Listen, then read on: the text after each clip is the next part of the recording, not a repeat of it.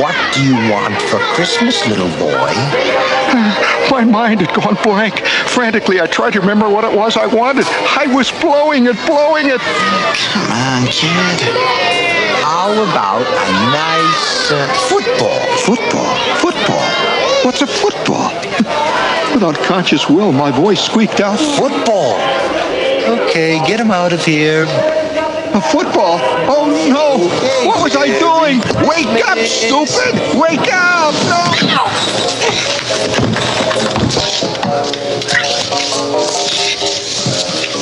No, I want an official Red Ryder carbine action 200 shot rifle.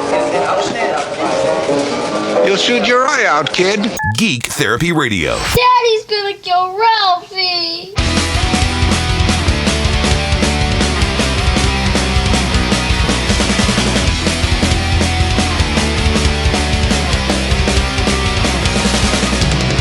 When I look round, I don't see anyone as there smokes around my head.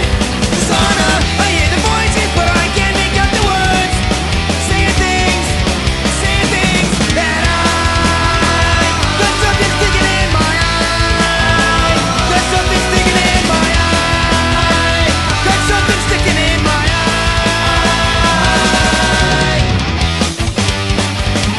Welcome to the Geek Therapy Radio podcast. I'm, of course, your mental curator, Johnny Hemberger, and my new routine now is to remind you that we are all geeks about something, so embrace your inner geek.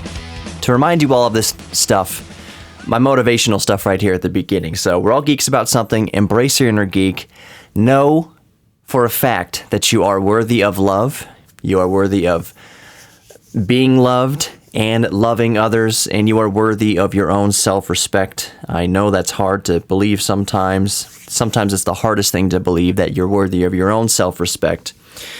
But as long as you embrace your inner geek and know you're worthy of love, and you be good to yourself and others, I think the world would be a much better place. So we can all do our part just by starting inside, working our way outward. Just try to be some good in this world. Especially nowadays.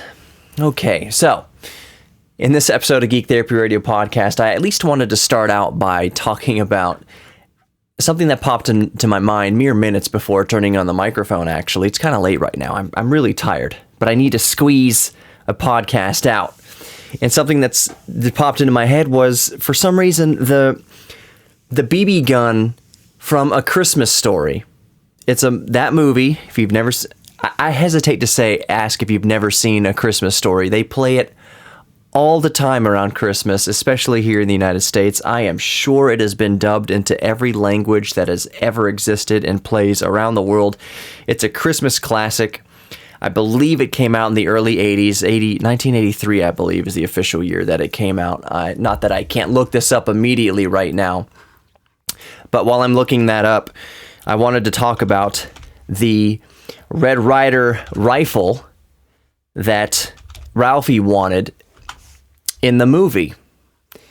And specifically, I wanted to talk about, it came out in 1983. Boom. November 18th, 1983. So just before the Christmas season. But I want to talk about the Red Ryder BB gun that he quotes no less than 30 times, at least 30 times in the movie. That's all he wants for Christmas. You'll shoot your eye out, kid. But I thought it would be fun, at least here to start Geek Therapy Radio, and you know me, we'll see how long we spend on this subject. It could be the entire podcast today. We'll see. We'll see how I title it. I never know what I'm going to title the podcast until after I get done recording it and putting it together, because I never know where we're going to go. But that's the beauty, as you know, of the podcast, as I can be more free form with it, whatever comes to mind, stream of consciousness. So let's talk about the actual specs as close as we can, as close as possible to the Red Ryder rifle BB gun that Ralphie wanted in A Christmas Story. So I want to see if we can look up things like muzzle speed and weight and caliber of BB, even though caliber of BB, I don't know why it would change from between now and then. So the movie came out in 1983. I believe it was set in the late 30s. The model of Red Ryder that Ralphie wants is a 1938 Red Ryder. And I'll just start by saying in my initial research here, the line that Ralphie gives in the movie that he keeps repeating is official Red Ryder carbine action 200-shot range model air rifle with a compass in the stock and this thing that tells time. That line alone is said almost 30 times in the movie. Official Red Ryder carbine action 200-shot range model air rifle with a compass in the stock and the thing that tells time. You'll shoot your eye out, kid. And then Santa pushes him with his foot down the slide. Such a great movie. I've got enough distance between me and the last time I've seen that movie that I would like to see the movie again. I've seen it so many times. So the first thing I will mention about that BB gun right off the bat, where he says, with a compass in the stock and this thing that tells time. First of all, this thing that tells time, he means a sundial.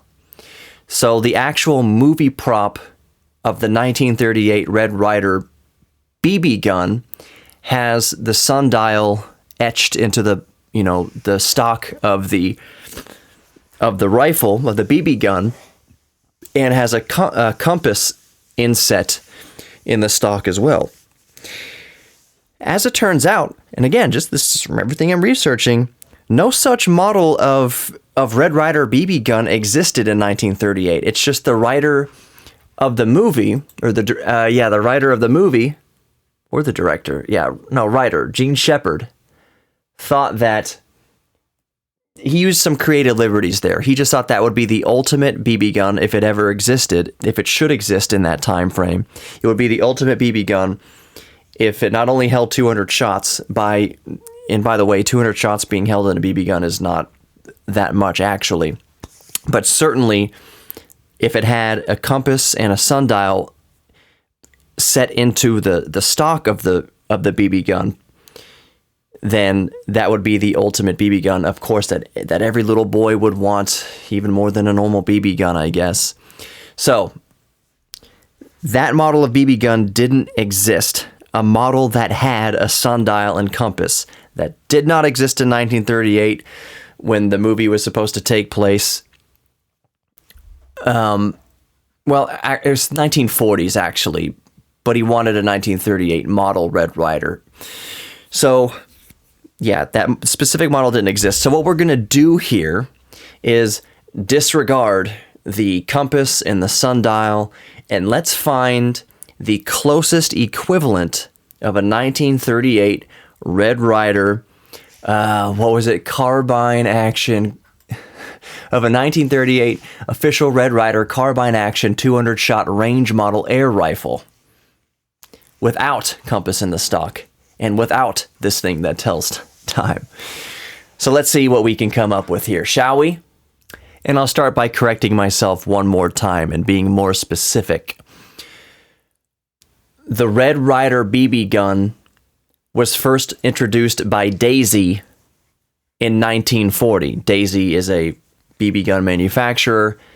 They introduced the Red Ryder line of BB gun in 1940. So let's start there. Okay, now this is kind of tough to nail down, and I appreciate you going through this journey with me. I mean, that's kind of the point of the podcast here, is we're going to go on this journey together. So everything I'm reading here is that it gets confusing. It gets confusing in that Red Ryder was introduced by Daisy in 1940, but Daisy stopped producing BB guns altogether when World War II broke out, and they didn't start producing BB guns again until 1946.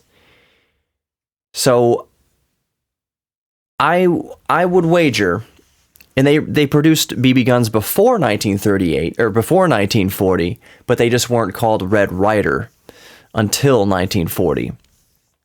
Daisy had been producing air rifles since the 1880s before that. So they came out with the Red Ryder BB gun. Daisy came out with the Red Ryder BB gun in 1940, almost immediately ceased production due to World War II, and then resumed production in 1946. So I think we can all agree that we will start with the earliest model of the Daisy Red Ryder BB gun. The name Red Ryder, by the way, was named after the comic book strip, the cowboy comic book strip called Red Ryder. So let's start with the earliest Red Ryder BB gun, created as close to 1940 as possible. A model made as close to 1940 as possible. We'll go from there. Okay, so I actually found some specifications for the Red Ryder BB gun. It is the Red Ryder Model 40. So if you're looking up, if you want to own, for some reason, the closest proximity to what Ralphie was talking about, what Ralphie wanted in A Christmas Story, it is officially, it would have been the Daisy number 111 Model 40 Red Ryder carbine. You can still buy it. I'm looking at a listing here. It's vintage. It's an original from that time period. It's listed for $140. I do not know if this is an auction or if this is some sort of buy it now thing. I am not on eBay. Actually, it says out of stock. Condition vintage. Okay, so here are some specs. I figured that the actual caliber of BB hadn't changed, at least since then. It's a 0.177 caliber BB. And the reason why I'm not a huge gun guy, but the reason why I have the caliber memorized is because pellets are the same caliber. And I had a varmint problem in an apartment that I used to live in, somewhere in Houston, and I am not a violent man, but I just had enough of whatever, the raccoon that was living in the ceiling.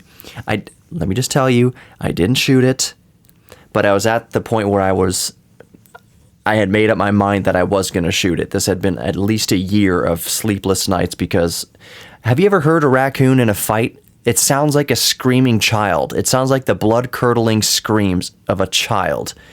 Imagine that happening 6 feet over your face almost every night. And they're pissing through the drywall of the ceiling. It was disgusting. It was a hazard. Of course, it's an apartment complex, so the management didn't do jack crap about it. This is pretty much typical for apartment management, par for the course. So I figured, you know what, I'll take it into my own hands, and I went to Academy, and I asked for the most powerful break barrel air rifle that I could possibly purchase. And I found a really, really good one. I wound up using it for a lot of other stuff, just target practice and such. It was a really cool air rifle. And you could buy, for those of you who don't know, you can buy different pellets. Yes, you could put BBs in there, copper BBs. What's the other BBs? Brass BBs, steel BBs, I forget. Lead BBs. There's different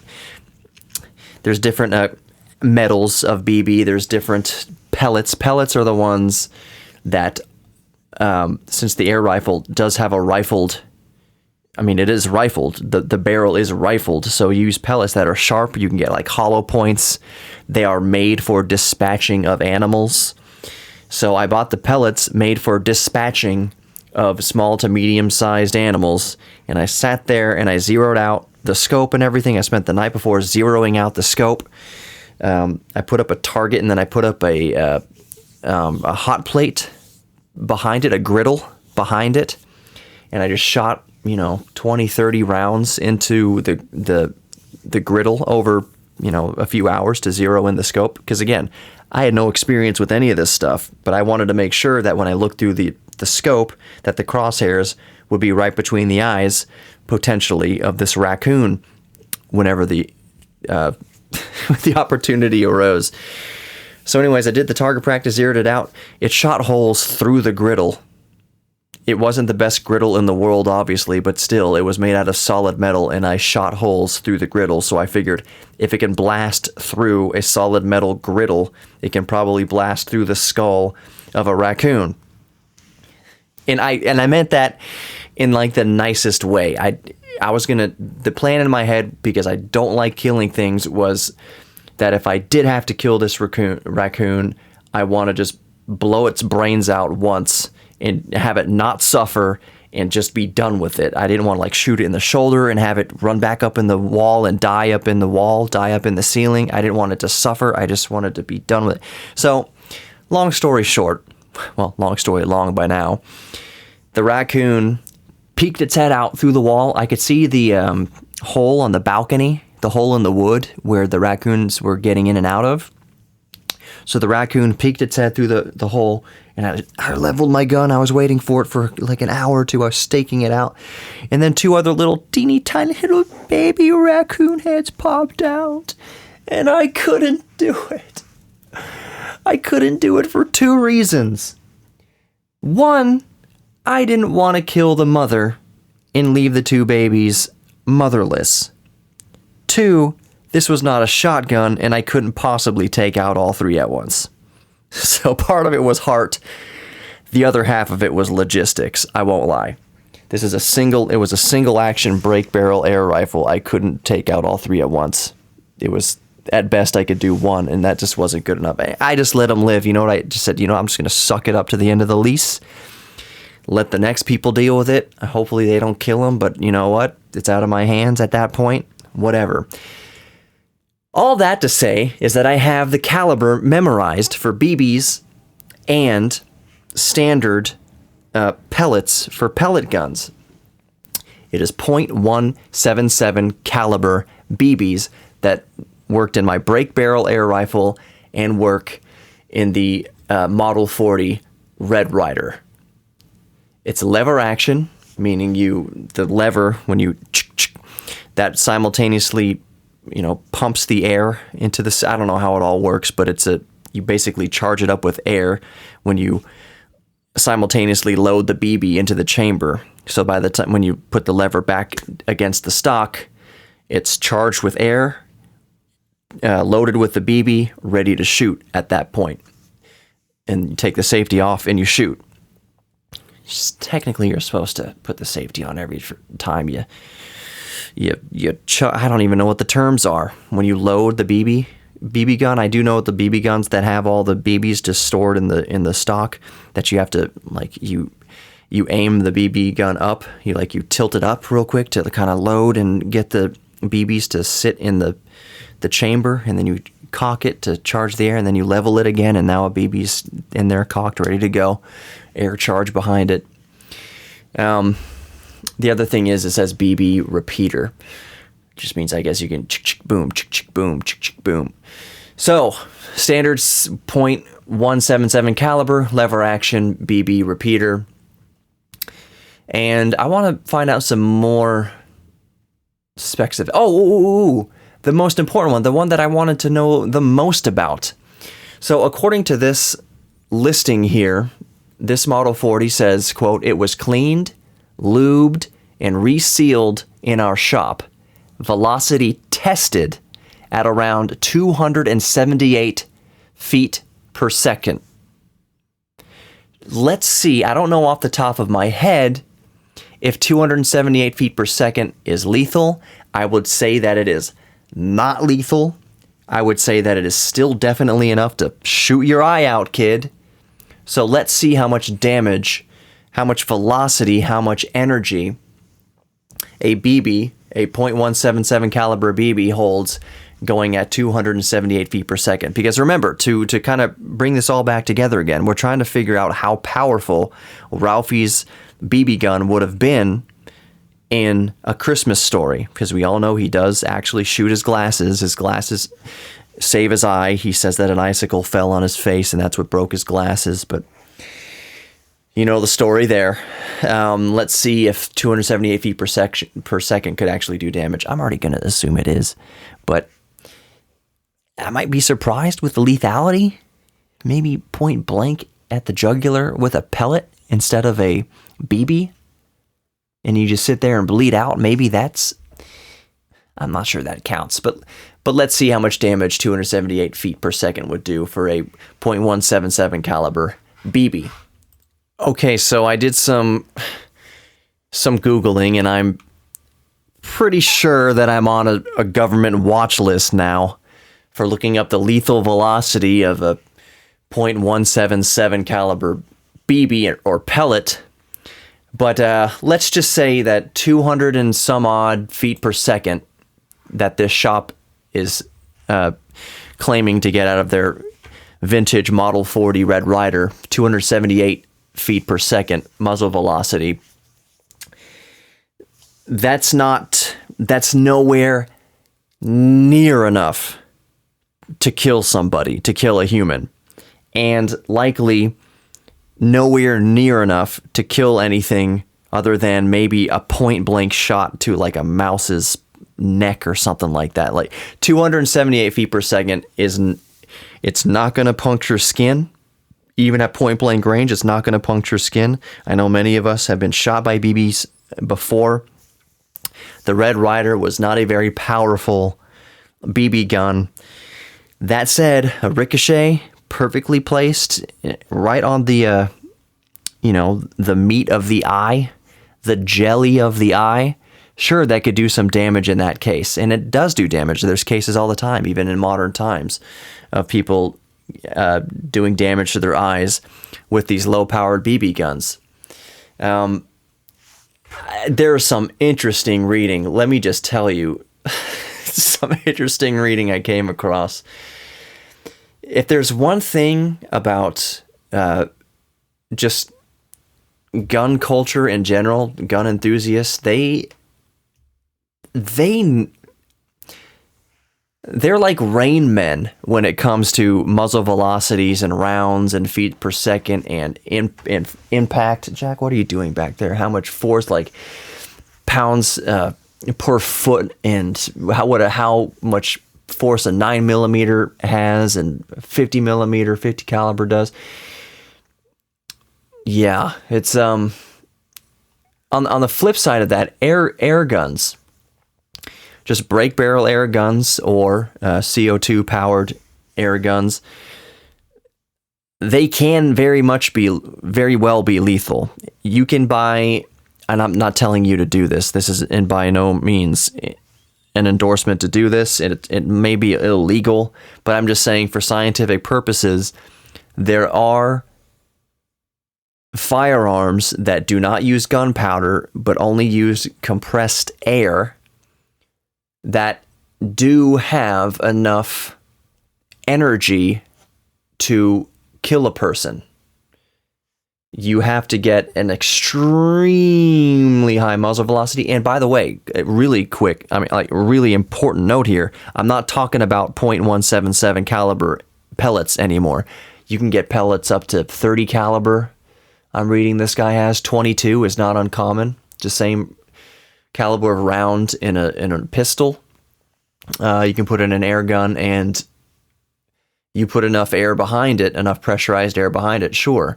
But that's not what we're talking about here. We're talking about the Model 40 Red Ryder that Ralph had in A Christmas Story. That is not lethal. That is not lethal at point blank range. Maybe if it's a lead BB and you swallow it and then you die 20 years later of lead poisoning, perhaps. I've heard that analogy given in terms of a .45 caliber Magnum pistol and a grizzly bear when we would go to visit my dad's army buddy who had a ranch up in Wyoming, and everybody over 18 years old was strapping at least a .45 caliber Magnum pistol on them. And I remember asking, are you guys carrying those because it'll kill the bear? And they just laughed. Like, dude, this isn't, this .45 will only piss the bear off. It's only going to aggravate the bear, but hopefully it just pisses them off enough to give us a chance to get away. And I said, okay, well, if a .45 does that, then what does a .22 do? and they said the bear might die a few years later of lead poisoning. 22 will bounce off the bear's skull like a stone skipping across a pond. It will barely break the skin of a bear. 22 is nothing. It's like it'll swat it away like a fly. So, anyways, yeah, that's very interesting. I had fun looking up all this information. Am I alone in that when sometimes my mind wanders during movies when I see a prop or I see them using a thing, and I just start thinking about, like, I wonder what that's really like. I wonder what the realistics are for whatever this device they're using, and what are the real specifications of, like in Back to the Future 2, doing the hover conversion to the DeLorean, because remember, hover conversions for only $5,000, it's like $50,000 or something like that, $25,000 or whatever for a hover conversion of your old car to make it modern for 2015. Because remember, in 2015 we're all going to have these flying cars, and the DeLorean had to be converted with this hover conversion to fly be able to drive in the skyway above Hill Valley. Anyways, I just think, how much propulsion would you need in coming out of all four rims of the wheels, because the wheels tilt down, remember? How much force? The DeLorean I know weighs, because I have one, around 2,900 pounds, so you'd have to divide that by 3,000. You need so-and-so thrust, but you would need more thrust than that to get it off the ground. It's one thing to get it a few inches off the ground. It's another thing to have it actually gain altitude. How much thrust and how much fuel would you go through to get that thrust? You would burn through that fuel so fast. The fuel tank in the DeLorean is something like 12 gallons of fuel altogether. How fast would you burn through that fuel? It wouldn't be regular gasoline. If it's jets coming out of there, you can only fly for maybe 5 minutes if you're lucky. All these things. And just enjoy the movie. Would you just let fiction be fiction and just enjoy the movie? But no, we're geeks and we think about this stuff. I get pissed off when I watch Star Wars and you hear the explosions in space. I'm like, there's no sound in space. But then I wonder, oh gosh, we are getting off the rails here now, but all right, if you're listening this far, just bear with me for a second. Let's say there are two spaceships, and the cabins of the spaceships are pressurized to Earth atmosphere. So it's whatever the atmosphere of Earth is, that's what pressure is inside of each of these spacecraft's cabins. Now, if there's an explosion, does the energy of that explosion, and I would have figured the answer is yes, travel to vibrate the glass of the aircraft cabin, and then the sound waves would be transmitted through the air in the cabin. The sound is not transmitted through space. If you're out in space, obviously you couldn't hear it. But once that energy hits something and does vibrate the air within that vessel, would you hear the explosion? So all those people who say you can't hear explosions in space, that's just one of the most unrealistic things about Star Wars. Well, there's a lot of unrealistic things about Star Wars. I hate to burst the bubble there, but there's a lot of things more unrealistic than whether or not sound travels through space. It's just an interesting thought experiment. Maybe someone has proved it.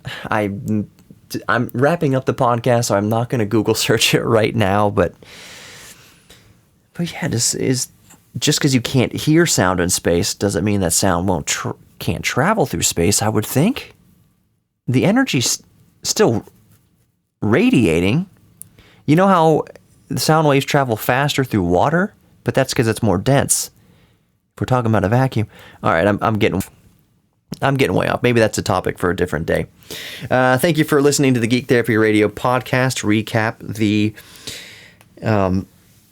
inspirational stuff. We're all geeks about something, so embrace your inner geek. Be good to yourselves and others. Know that you are worthy of love, both giving and receiving love. I hope you enjoy this little romp down memory lane as we figure out the exact specifics, or as close to thereof, of the, I want to get the quote right, so I'm going back to read it, of the official Red Ryder carbine action 200-shot range model air rifle with the compass in the stock and the thing that tells time.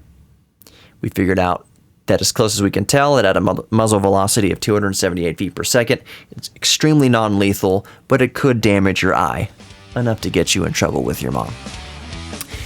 So thanks for listening to Geek Therapy Radio Podcast. And with that, I will see you, I guess the next one is the big show, the broadcast, the Christmas special. Oh, it's going to be good. Stay tuned for that. I will see you then. I feel unusual for thinking about the underground cave. God help me feel beneath the camera, watch the world begin to cry. It's not for pity, it comes from what's been sticking in my eye. Got something sticking in my eye. Got something sticking in my eye. Got something sticking in my eye. Got something sticking in. Got something sticking in. Got something sticking in my eye.